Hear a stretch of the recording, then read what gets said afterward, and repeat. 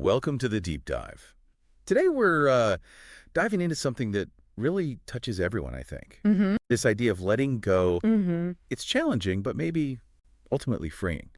Yeah. Trusting in something bigger than just what we see right in front of us. Yeah, definitely. Yeah, maybe you're facing something like that right now. Yeah, A point where things feel uncertain, like a shift is needed. it happens to all of us, right? Exactly. So if that sounds familiar, well, you're in the right place.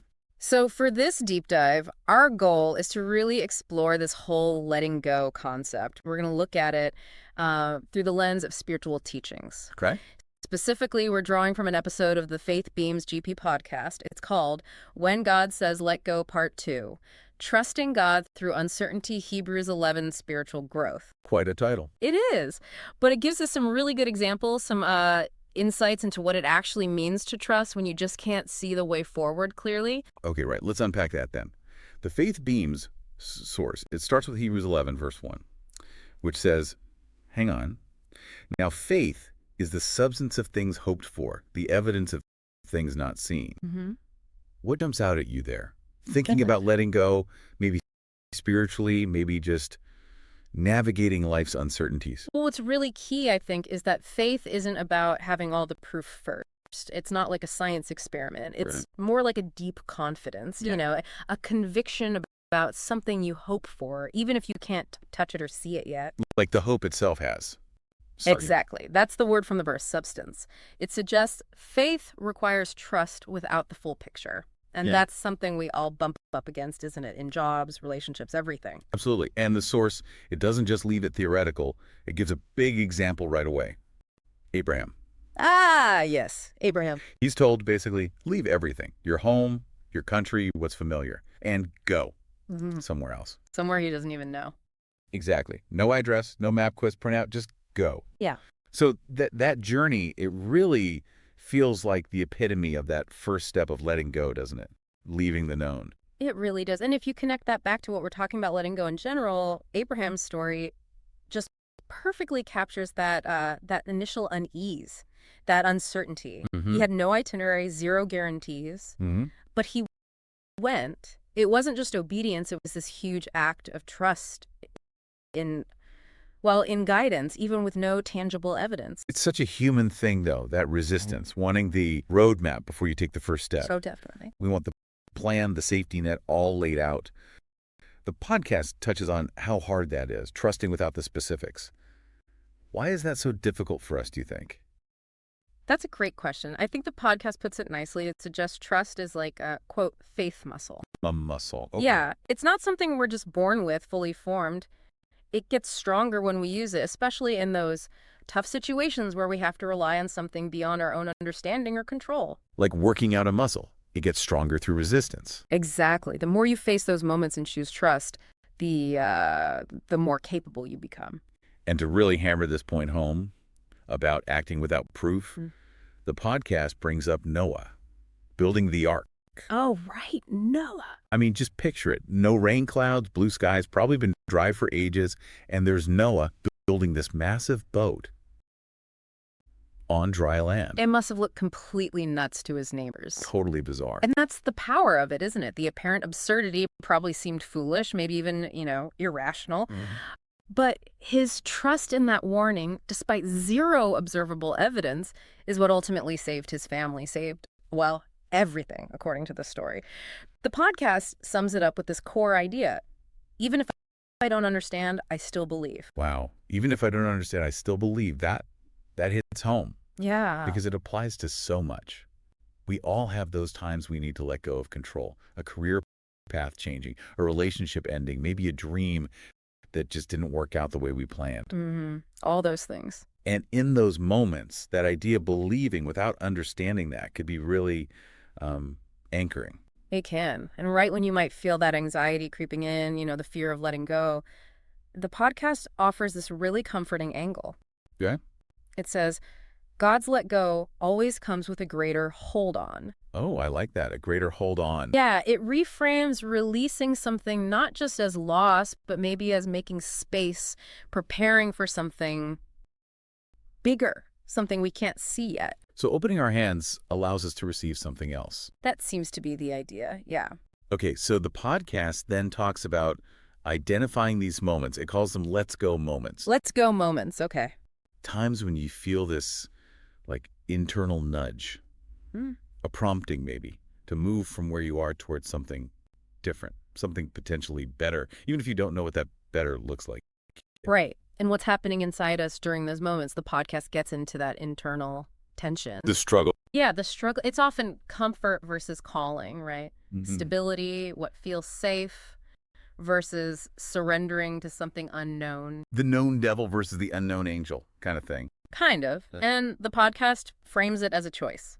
Stagnation, staying put versus growth, stepping out of that comfort zone. And Moses comes up here, doesn't he, as an example of this internal struggle, but also the potential. Yes, Moses, called to confront Pharaoh. I mean, talk about daunting. Especially given his own past, his feelings of inadequacy. He didn't exactly feel like leader material at first. Not at all. He had huge doubts, lots of hesitation. But the podcast suggests his willingness to sort of let go of his own limitations, his own fears, and trust the bigger picture. That's what allowed him to become this figure who led a whole nation to freedom. Exactly. So feeling unprepared or uncertain doesn't mean you're disqualified. That's a key takeaway. Which leads right into a pretty direct question the podcast poses, aimed right at you, the listener. Oh. It asks, what am I holding on to that's holding me back? Oof. That's direct. Yeah. It's an invitation to really look inward, honestly. And that kind of self-reflection, it flows naturally into the next point, doesn't it? This idea that sometimes our own plans, our own timelines can actually become the roadblocks. Even our best laid plans? Yeah. We get so attached to how we think things should go, our own little safety nets we build. Like we're writing the script for our lives and getting annoyed when things go off script. Exactly. And the podcast points out that holding onto our own agendas too tightly might actually inadvertently close doors, limit possibilities we haven't even imagined. It's not about giving up entirely, though. Not about passivity. No, not at all. The podcast puts it like this. Letting go is not giving up. It's giving God room. Giving room. Or, framing it more broadly, it's surrendering that need for absolute control to allow for something beyond our current view. It's an active choice to trust. There's that proverb mentioned too, right? Yeah. About trusting and not leaning on our own understanding. That's right. Proverbs 3.56. Trust in the Lord with all your heart and lean not on your own understanding. It just highlights, how limited our own perspective really is compared to, the bigger picture. And letting go of that need to understand everything, that can actually be freeing, can't it? The podcast touches on that, especially for anyone feeling maybe burned out, overwhelmed, trying to keep all the plates spinning. Yes, definitely. For anyone feeling exhausted, emotionally drained from trying to control everything, the podcast offers this message almost like an invitation to rest. Rest. How so? The message is basically, God says, let it go, I've got it.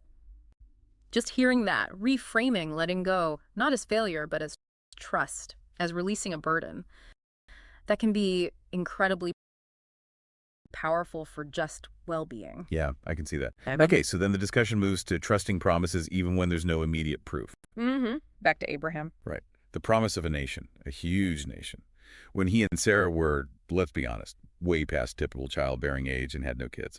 It's such a stark contrast, isn't it? Yeah. The promise versus the reality.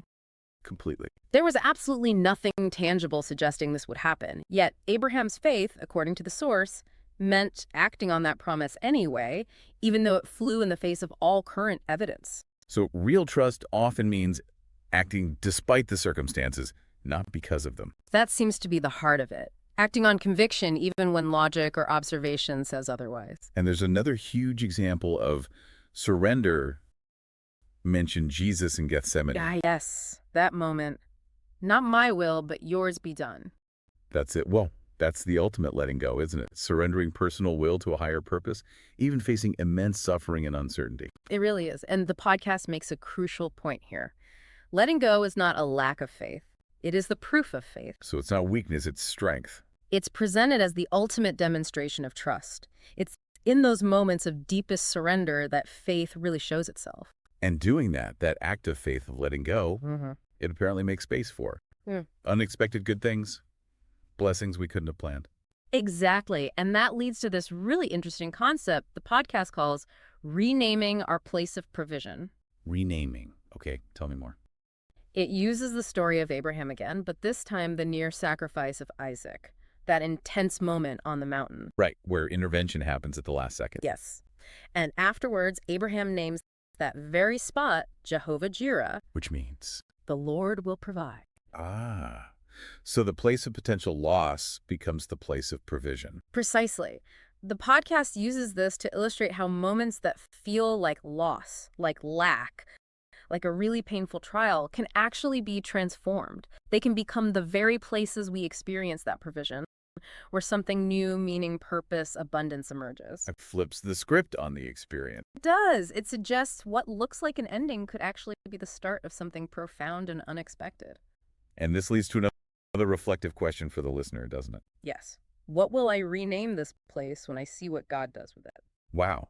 That encourages looking past the immediate pain or confusion, anticipating some kind of positive transformation down the line. It's about hope, really.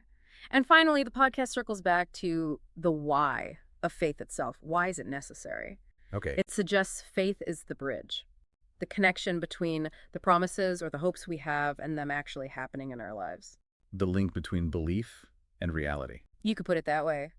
And as that trust gets deeper, the need for every little detail, every how starts to fade. You don't need the full instruction manual anymore. Right. The podcast describes this shift, moving away from constantly asking how, towards a simpler posture of openness, of surrender, like saying, okay, here I am, Lord. From control to confidence. That's a great way to put it. Faith with open hands, not clenched fists. It fosters confidence, not control.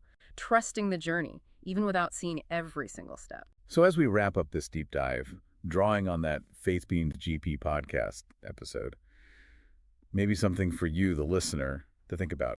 How might embracing uncertainty in your own life, actually letting go of that need for total control, how might that open up unexpected pathways, lead to a deeper trust in your own journey? Yeah. Maybe think about any situation you're in right now where this principle of letting go, as we've talked about it, where that might just be the key to unlocking whatever comes next. Cool.